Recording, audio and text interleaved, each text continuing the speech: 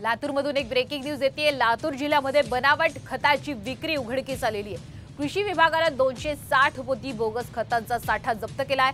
रात्री उशिरा चाकूर आणि किनगावमध्ये कृषी विभागाने धाडी टाकत ही कारवाई केली आहे आणि याचीच एक्सक्लुझिव्ह दृश्य आपण साम टीव्हीवर पाहतोय। या कारवाईमध्ये अंदाजे 4 लाख रुपयांचं बनावट खत जप्त करण्यात आलेलं आहे। ऐन पेरणीच्या तोंडावरती भेसळयुक्त बनावट खत शेतकऱ्यांच्या माथी मारण्याचा प्रकार आता समोर आलाय।